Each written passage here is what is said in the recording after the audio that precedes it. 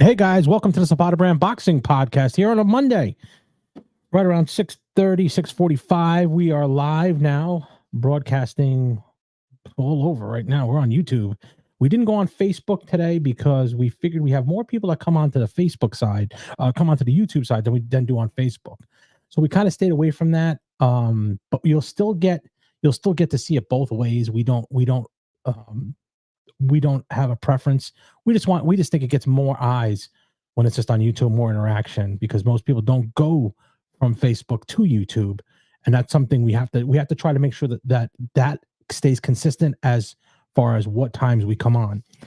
But we wanted to wrap up a little bit of what happened over the weekend, starting on Friday. I know we did a little bit of boxing and bagels with Coach Diz on Sunday, but some things have fallen into place here. Some of the purses were released as to what AJ and Francis Ngannou got. Massive purses there. Those were something I wanted to talk about. I also wanted to go over some of the stuff that's coming up. What happens to AJ next, and what about Mike Tyson taking on Jake Paul?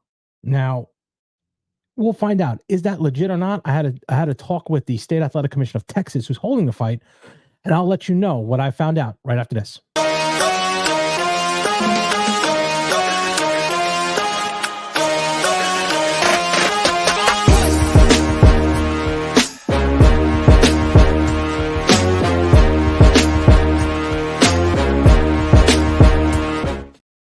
Well, as the thumbnail indicated, what is next for AJ Anthony Joshua after his big victory?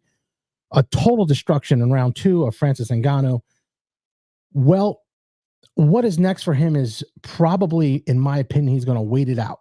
Unless he fights Hrgovic and kind of unifies that belt also to get a belt so he goes into the Fury fight for the undisputed championship. I don't know which one it would be. I would imagine he would wait it around and maybe possibly by the end of the year, possibly December, fight with Tyson Fury or Usyk. You know, I keep counting out Alexander Usyk, but he is actually right now probably one step up from where I had him before because of how Big Bang did on Friday, which was a horrible performance. He didn't look so good. But also, I wanted to go over a little bit of what I found out today. I had a conversation with someone at the Texas State Athletic Commission. Now, Jake Paul versus Mike Tyson is happening this summer. I think it'll be in June or July. I'm not sure yet. This summer, it's being held at AT&T Stadium in Texas. So I got a hold of the State Athletic Commission there. And some interesting things that I found out. Number one, first thing, Mike Tyson has yet to get a license. He has not applied for the license yet. That doesn't mean anything. It doesn't mean that the fight's not happening. It just means that he hasn't applied for the license. Usually if it's coming up shortly, you want to get all your medicals and stuff done to apply for the license. And if there's any roadblocks, plenty of time to get this stuff away. This is a massive production, massive promotion. So there's a lot of money on the line here. So you have to be real careful that you're not just having a chance of the main event going out the wayside. Secondly, what I found out is whether it is an exhibition or a legit fight has not been determined yet. The paperwork is not in for it. However, from what I was told, the State Athletic Commission does have authority over both exhibitions and legit combat sports. So whether it's an exhibition or not, the State Athletic Commission will oversee it, which brought me to my third question to them. Would there be drug testing as far as marijuana goes? Obviously, Mike Tyson has a business in smoking marijuana. He does smoke quite frequently. My question was basically this. If you tested him prior to the fight, I don't think they would do in competition testing. I don't think so. I don't think it's that much of a big deal. For this case, would they test somebody, either combatant, and have the results before the fight? Meaning, if they were to test them on a Thursday for the fight, would they have the results prior to the fight? I did not get an answer to that. It was kind of vague because they said they would test them the day of the fight and after the fight. So Does that skate the question? A little bit, because and I was even told that we're living in the world. We live in the world. We know what the situation is here with Mike Tyson. Not that it's a bad thing. It should be legal in most in states. I don't know why it's. I know Keyshawn Davis had an issue prior to this in Texas. I think it should be legal. It's probably the reverse of a performance enhancing drug. However, you are boxing, and they don't want anyone to be slowed down their reflexes and what have you. I agree with that, but I see that being an obstacle. My opinion on this whole thing is that this is going to be a fight where they're going to wear headgear. They're going to have 16 to 18 ounce gloves. And I would not be surprised if there was only 8 rounds, 10 max. If I don't even know if it can be 10 max. Let's see. We got a question here, I think, here from Coach Diz. Coach Diz is working out now. As a matter of fact, Coach Diz is looking pretty good on those on the videos that he has. I saw yesterday. He's really thinning out.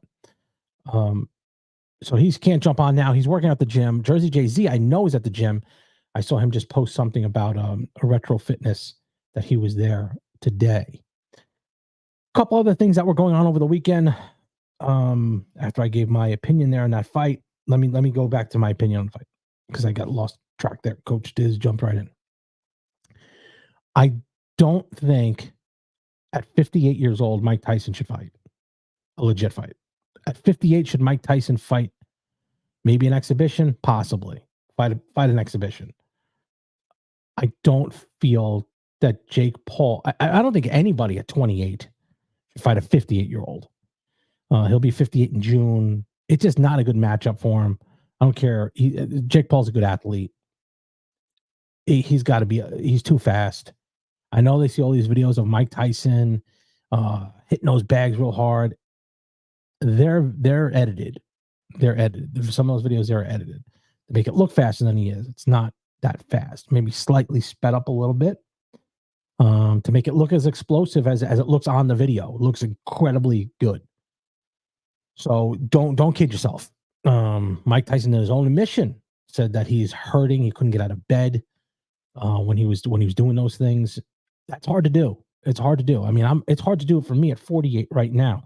Not that I'm the same level caliber athlete that Mike Tyson is, but it's hard to do. It's extremely hard to do.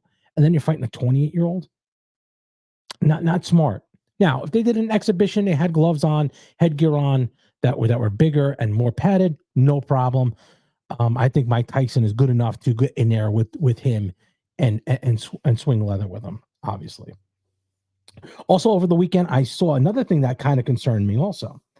Excuse me. I saw, and I think I got it here. Okay. I saw Manny Pacquiao training. Manny Pacquiao was training for a fight against Conor Benn. Now, Manny Pacquiao versus Conor Benn, I'm assuming is going to be a legit fight. Conor Benn is 28 years old, 23-0. Legit fight. I don't think why would he take a exhibition fight against Manny Pacquiao? Manny Pacquiao is getting into the ring. I didn't think he looked great hitting the bags. They showed him hitting the bags, saying how explosive he looked, and he looked fantastic. I didn't think so. I thought Manny Pacquiao looked old and slow compared to what he was. You cannot be old and slow fighting a guy like Conor Benn, who's 23-0. I think he has 17 knockouts. That's not a good matchup.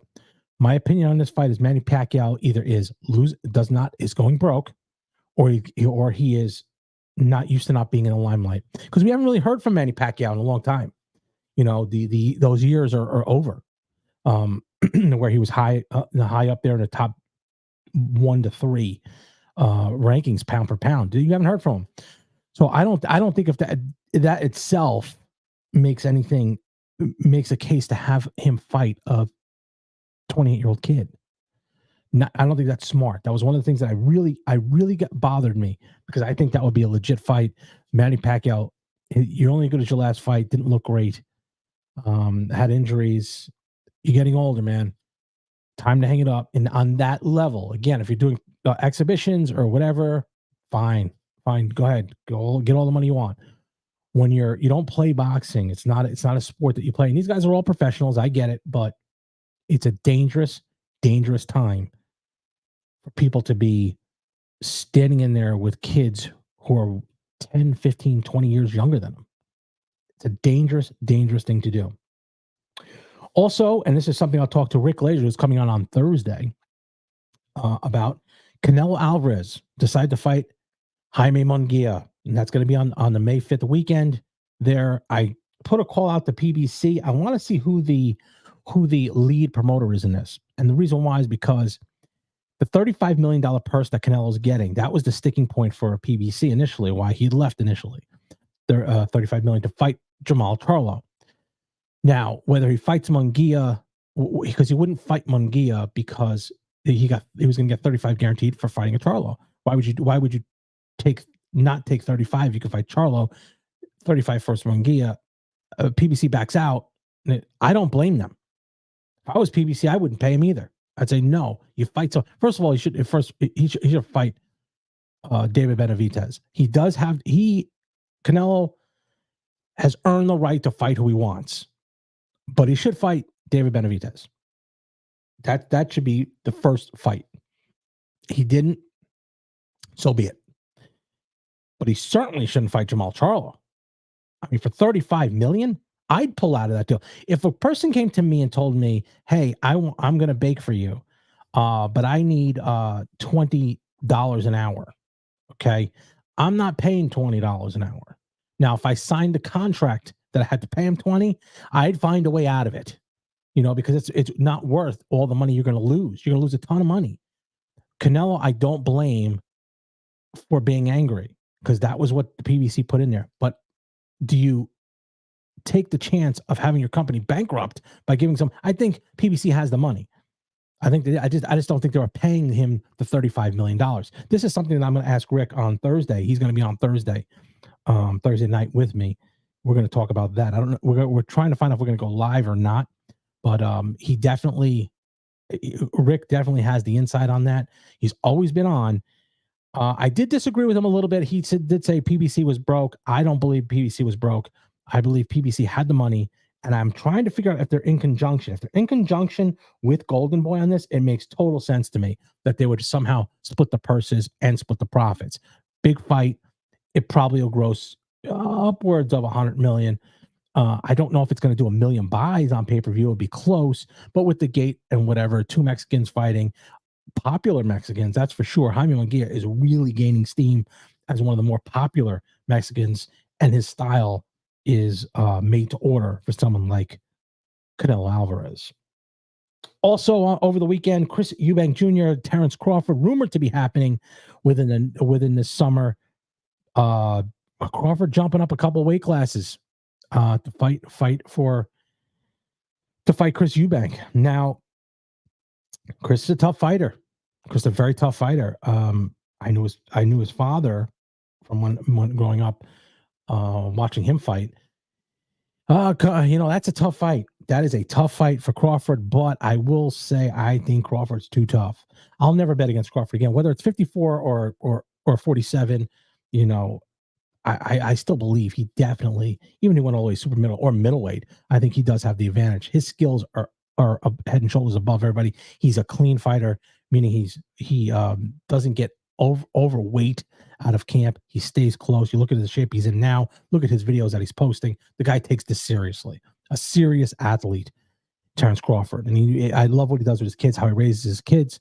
He's a tremendous, tremendous athlete. And I think he wins and elevates himself to the next level. Now, where he goes from there are not many big fights out there for him to take. The Spence Crawford rematch is off the table.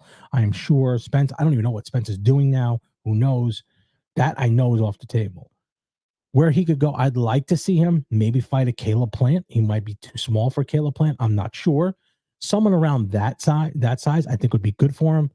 I don't think he goes back down into the 47 range. If he would, possible fights there, or maybe the winner of a Devin Haney, a Ryan Garcia fight. I don't see it because they got to move up. I don't see that happening. Although Devin Haney is one that I would definitely lean towards. in a fight like that to be closer than the other ones. I love Devin Haney. I think he's a great fighter. I think he's one of these guys underrated. Speaking of Devin Haney, his fight coming up with Ryan Garcia seems to be solidified on April 20th because of the financial clause that's in this contract. I do believe he's going to show up now. I believe Ryan Garcia will show up, although it is still shaky. He is very shaky, putting stuff on Instagram and Twitter Spaces. He was doing a live and just coming up with some wild stuff. So he's got to straighten himself out. If he can straighten himself out, I think he'll be okay. He's only got less than 8 weeks, and this fight is on. So let him clear his head there, figure it out. If he can get to this fight, which I do believe he will. If he doesn't, my prediction is Arnold Barboza would step in and would face Devin Haney. Now, Adrian Bronner, on the other hand, I wouldn't be surprised if Devin Haney wins. His next fight is Adrian Bronner. Maybe he should fight Arnold Barboza, but I think Adrian Bronner is trying to maneuver his way in to getting a big payday with Devin Haney.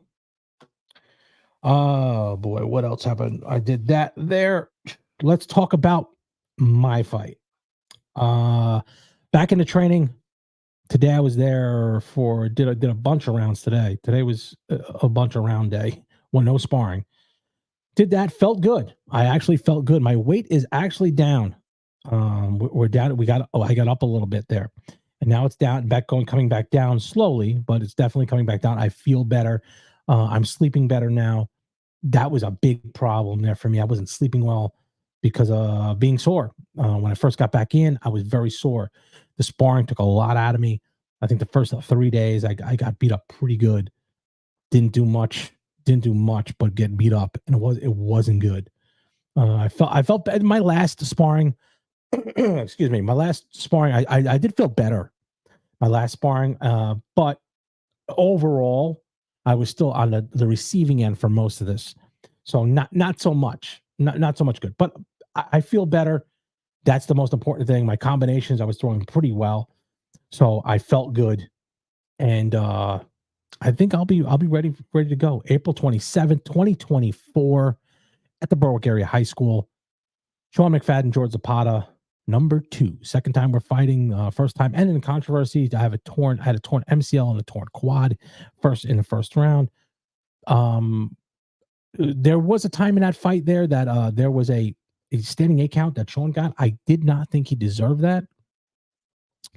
So I think the fight would have been closer.